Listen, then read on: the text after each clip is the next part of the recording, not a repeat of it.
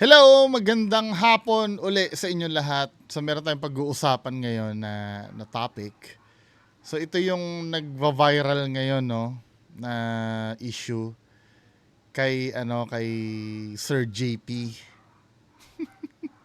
Ito yung yung loyal customer daw ng Starbucks na nawala na ng gana sa Starbucks.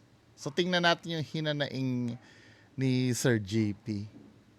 So dito sa FB ni Sir JP, parang nagre-retaliate na siya dun sa mga dun sa mga ah nagkaroon ng negative comments regarding do sa pinost niya. Sabi niya ganun, anong ulam, anong sausawan. So parang inaano niya, sausawero daw yung iba. Paano kaya kung kinampihan ka nung mga nagko-comment? Sausawero pa rin kaya ang tingin niya dun? Let's say sabihin, oy tama yung ginawa mo. Sausawero pa rin. Pero dahil negative, sausawero. Pero kung titingnan nyo mga men, no, pinost niya kasi sa public yun eh. At nag-viral yung pinost niya. Once na pinost mo sa public yun, marami talagang magko-comment doon. At makikita ng iba na sa paningin ng iba, hindi maganda yung ginawa mo. Kaya napa-comment. 'Di ba? Tamo naka 11 million views ka pa oh. Siyempre, trending tayo kaya todo sausaw ang mga for the views lang, habol tas puro limos sa kanilang followers. Yung sinasabi mong for the views, sir, ano yun eh? Siyempre, nasa social media eh. Kailan ba gumawa ng video ang vlogger or influencer na hindi nila gusto ang views? Nang hindi para sa views. Pero yung sinasabi na for the views kasi sometimes gagawa ng video na walang sense na para lang panoorin. Pero ito kasing pinag-uusapan tungkol sa'yo yung inano mo, yung pinost mo. Actually, totoo nga naman na walang sense, Walang sense pero or wala siyang substance pero masarap siyang komentan.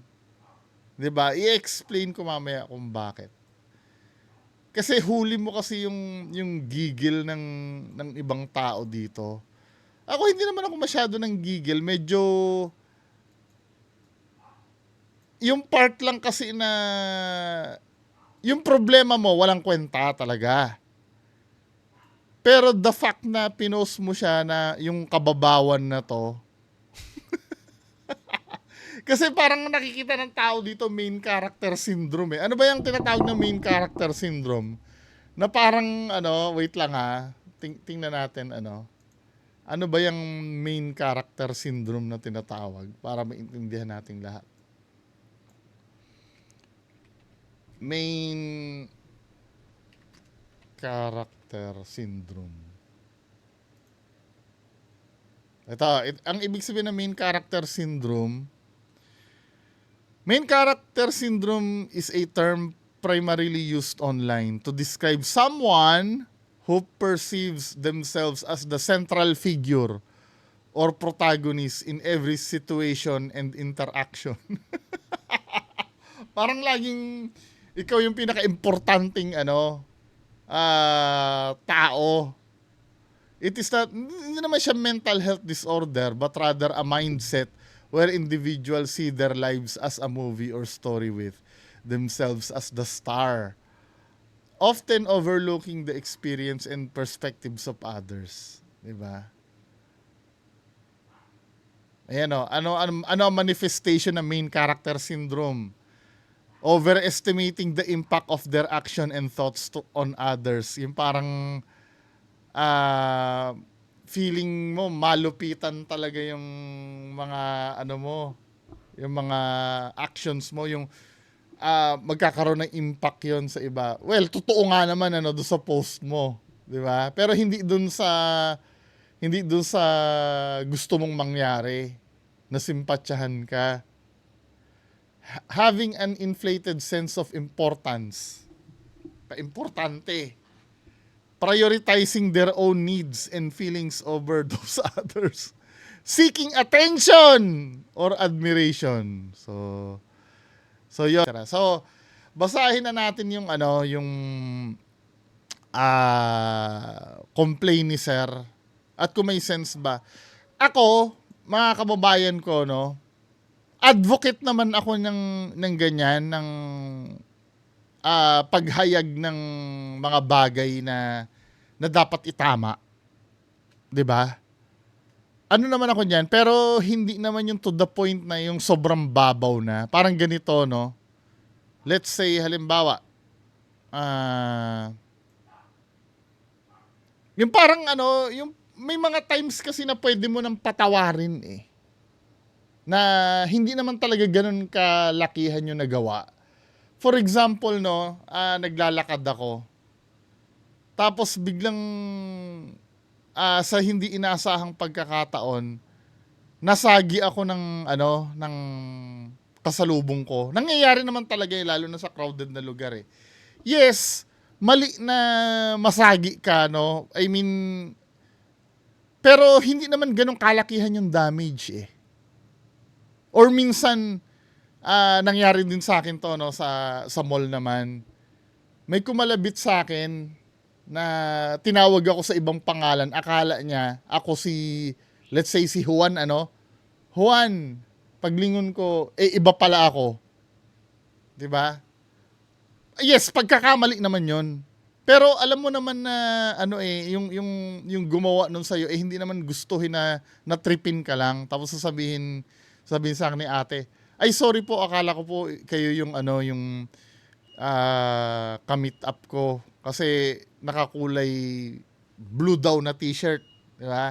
May mga pagkakamali na ganun eh. Na wala namang bearing talaga. For example, ito yung sinabi ni Sir JP Abisilla. Sabing ganun dito, Starbucks lost a loyal customer. So, nawalan daw ng loyal customer ang Starbucks. Pero alam mo sa pagdating kasi sa mga ganyan, sa mga customer oriented na negosyo, importante kasi yung yung pagiging loyal eh. Loyal customer. Kasi pag loyal customer kasi babalik-balikan ka niyan. Ibig sabihin may na-establish ka ng relationship do sa customer na yon na magkakaroon ka ng loyal customer. Paano?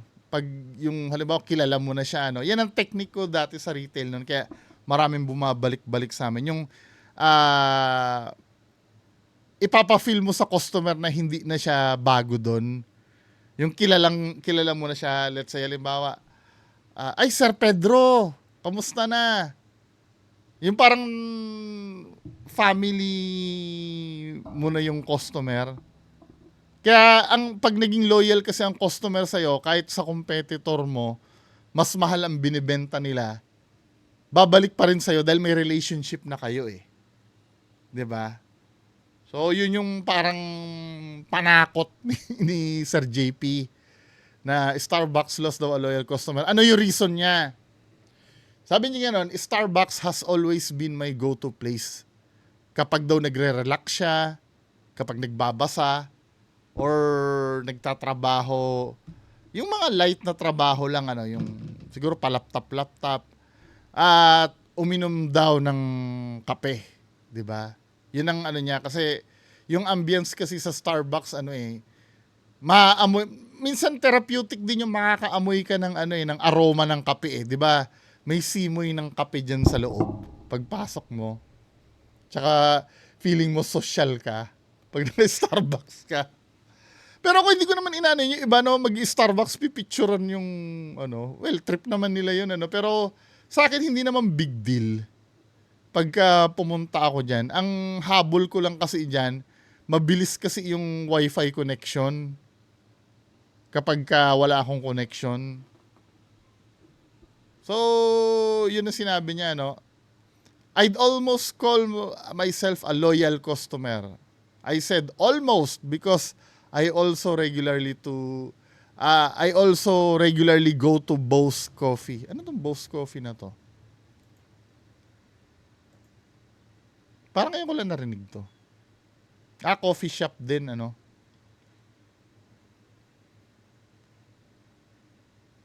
Sabi ko, okay ba kape nyo? Kaso baka masira mood ko habang nagkakape ako pag nandyan yung JC. Dinamay kasi eh. JC. JP. JC. Sabi ganun, but today was the first time I left Starbucks. Disappointed. So, disappointed daw siya. Umalis siya sa Starbucks ng disappointed. Ano yung reason? Di ba? Nag-order daw siya ng Grande Cafe Americano. When you say Grande, di ba? Ito ba yung ano? Ito ba yung maliit? Venti yung malaki, tama ba? Grande yung maliit. Tall yata yung pinakamaliit eh. Tapos grande yung medium. Whatever ano, pero alam ko venti yung malaki. 'Di ba? And cinnamon Danish daw planning to stay a while and read. Gusto niyo tumambay daw muna doon. Siyempre magbasa-basa. The queue wasn't too long, hindi naman daw mahaba. Nung turn niya na, the barista asked for my name. So, tinanong yung name niya. Usually, ganyan, di ba?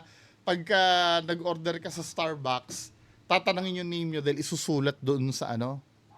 Doon sa kape. Di ba?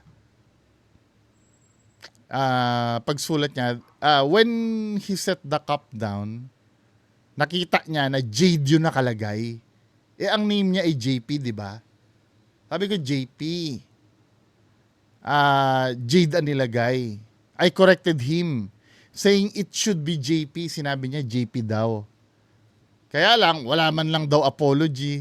Di ba ang bababaw nung ano niya? Nilalagyan niya ng gravity yung ano eh, yung, tamo, dito sa storya na to, nilalagyan niya ng gravity yung ginagawa nung, kahit wala namang kwenta talaga, wala man lang daw apology, tapos kinrampled niya yung cup, no? Nilukot at kumuha ng bago. Tapos, inispell niya pa daw eh.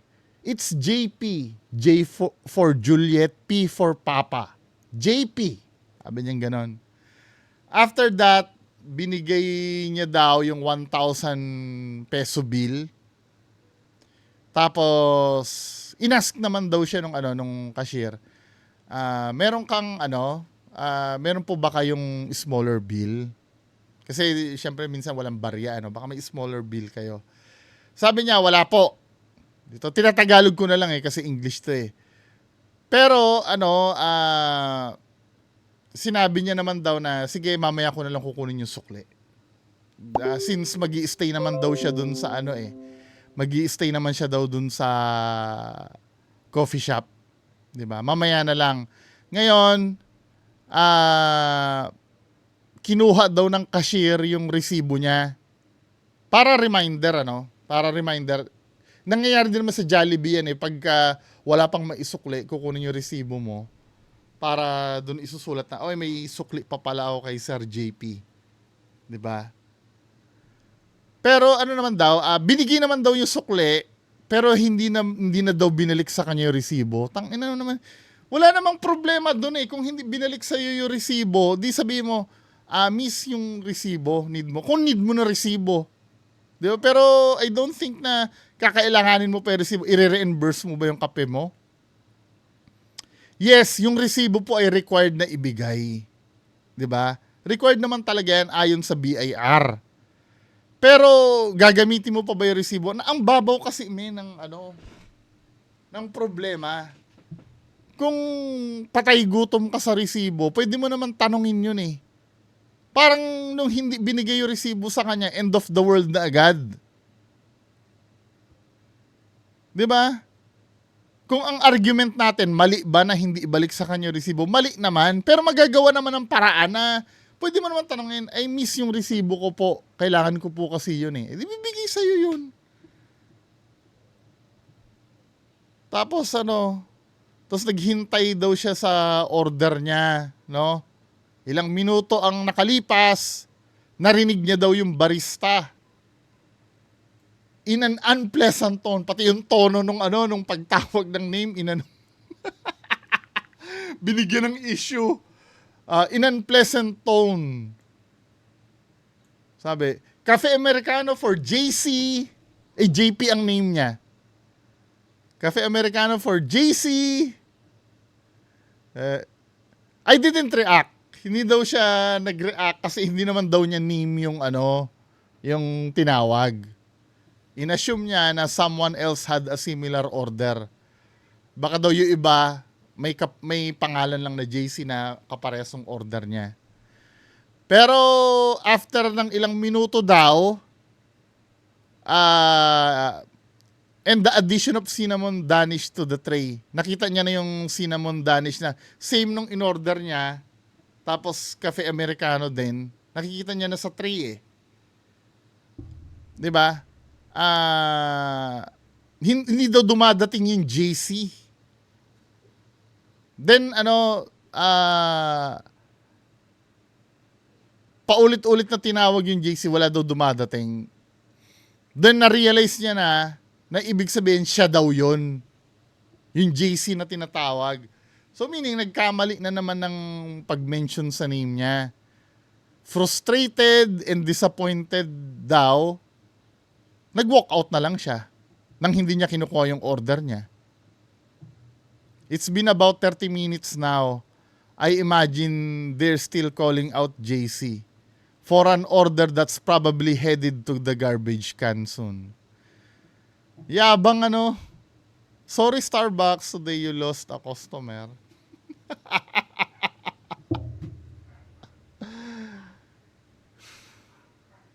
Well, kung ang sasabihin nyo sa akin ay kung ang tatanungin nyo sa akin, ano ba itong post na to? Kung tutusin, wala talaga siyang kwentang issue.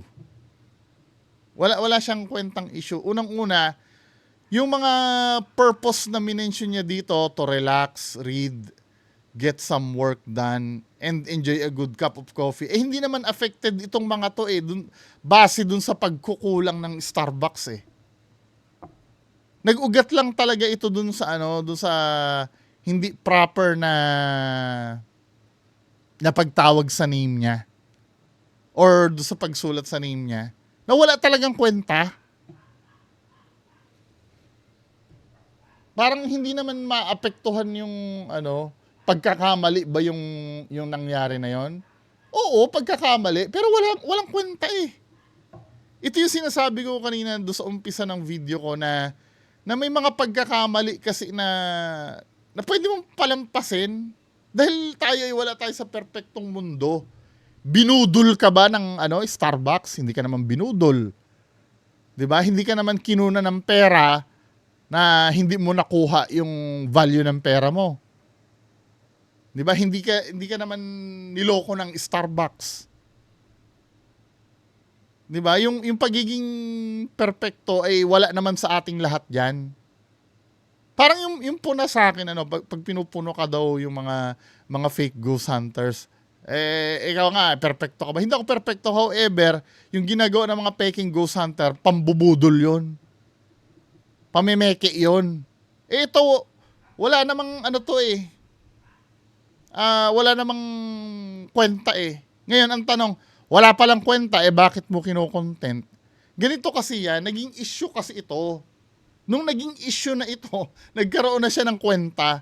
Parang ganito, may madalas akong ikwento dito. May mga patawa kasi na hindi naman nakakatawa, pero natatawa ka dahil hindi siya nakakatawa. For example, yung professor namin, nakwento ko na to one time For example, yung professor namin, matanda na yun medyo senior na yun So, ang mga joke na alam nun, mga inaamag na.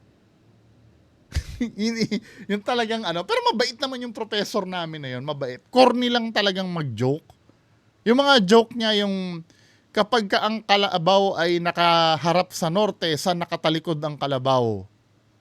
Yung mga ganon na level. Tapos, ang punchline niya, di nakatalikod siya sa langit. Kami naman may delay. Magtitinginan kami lahat. Magtitinginan kami lahat ng mga kaklase ko na alam namin hindi nakakatawa yung joke pero natatawa kami dahil hindi nakakatawa yung joke niya. Yung para magtatawanan kami dahil corny. May mga ganun. Ito yung feel nun. 'Di ba? May kwenta ba yung reklamo niya? Wala. Pero bakit yung kino-content? Naging issue nga kasi. Kuhuling-huli niyo yung gigil ng mga tao. Pero mo 220,000 na yung laughing emoji. 'Di ba? Pati nga Boss Coffee kung titingnan niyo nadamay eh. Yung mga nagko-comment dito eh. 'Di ba? Sabi dito, "Ox lang ba kape niyo, boss? Kaso baka masira mood ko habang nagkakape ako pag nandiyan yung GC." Tingnan natin ibang comment. Huwag kayo magkamali ng name ha. Baka mawalan kayo ng loyal customer. Ingat sa paglagay ng name cap. Baka mawalan kayo ng loyal customer. Double check lagi. Sabi, "Hi, to assist you for effective. Please reach out." Automated yung reply. "Boss, kamusta yung bago nyo pong loyal customer?" Nawala na din po baka na.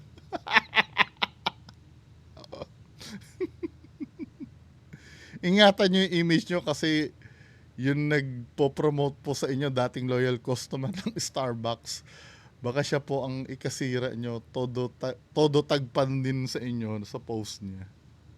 Anyway, so yun lang dito sa buhay natin. Hindi natin may expect na lahat ay perpekto. Kasi may mga pagkakamali talagang ginagawa na hindi naman talaga sinasadya. 'Di ba? Well, iba yung pagkakamali na sinasadya na ikakagalit mo talaga. For example, yan name na yan kung nagkamali yung Starbucks na yan sa name mo, siguro kung ang purpose ng Starbucks ay asarin ka, which is, I don't believe naman na gagawin ng Starbucks sa'yo yon. Na asarin ka na, maliin ko nga yung name nito. Hindi naman siguro gagawin ng Starbucks sa'yo yun. Pero kung nahuli mo, or napatunayan mo na sinasadya nila na asarin ka dahil doon, well, pwedeng pwede talagang magalit ka doon. Pero yung nagkamali lang talaga, I think honest mistake naman yon. Wala namang wala namang problema dun eh. Hindi naman siya, kumbaga hindi siya level ng pagkatanggal ng ng isang empleyado dahil sa pagkakala. Maliban na lang kung dugyot yung pagkaka-prepare ng kape mo, yun pwede mong ireklamo talaga yun. Bakit ganito? Parang ganito, alam niyo Happy Lemon? Nabuisit ako doon sa Happy Lemon kasi nung meron akong client na ang meet up namin ay sa SM North EDSA. 'Di ba Happy Lemon yun yung parang yata yun, milk tea, no? Sarap na sarap ako doon sa Happy Lemon. Pero nung nakita ko kung paano piniprepare yung Happy Lemon, alam mo yung basahan, pinapampunas yung basahan. Yung basahan na talagang basahan siya na pinapamunas dun sa parang lamesa nila. Tapos 'di ba nilagyan na ng drinks yung cup. May mga tulo-tulo doon sa gilid. Yung basahan na yun yung pinapamunas dun sa gilid ng cup. Abay, nagwala talaga ako nun. Napakadugyot naman nun, yung pinapangpunas nyo sa lamesa, yun ang papampunas nyo dun sa gilid, yung sa labi ng cup. Tapos tatanga-tanga yung nasa customer service. Hindi ko naman iniskandalo dun sa dahil syempre alam ko din naman ang feeling ng maiskandalo kasi naiskandalo na rin ako ng mga customer na nagko-complain sa amin nun eh. Hindi ko kasalanan yun customer service manager kasi ako kaya ako yung bagsakan ng mga complain, 'di ba? Naranasan ko naman yon. Kaya ang nagdirekta ako doon sa management nila. Pero pinagtanggol nila yung nila. na na ganun daw talaga yung policy. Paano ganyan policy pinamunas nyo sa desk? Kitang-kita doon sa video na kinunan ko. Nandito pa ba yon? Ay, nawala na yata. Pinupunas tapos biglang popang ano doon sa labi. Anyway, 'di ba? Ang point ko lang dito, yun nga hindi ko social media yun eh. 'Di ba? Gusto ko lang talagang ayusin nila yung preparation nila.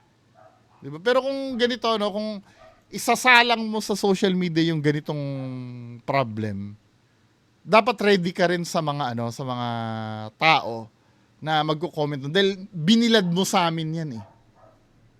'Di ba? Hindi yung magrereklamo ka na sawsawero. Di sana hindi mo kinuwento sa amin para hindi namin sawsawan yung ginawa mo. 'Di ba? Hindi mo dapat pinablik. Yan ang problema sa atin eh. Pag pinapublic at hindi nagustuhan yung ginawa mo, ikaw yung magagalit. 'Di ba? Sana hindi mo pinablik. Or halimbawa, kung nagalit ka dun sa sinabi namin, pantayan mo yung argument nung nung nagsabi sa'yo, pero hindi mo masagot ng maayos, sasabihin mo na lang sawsaw.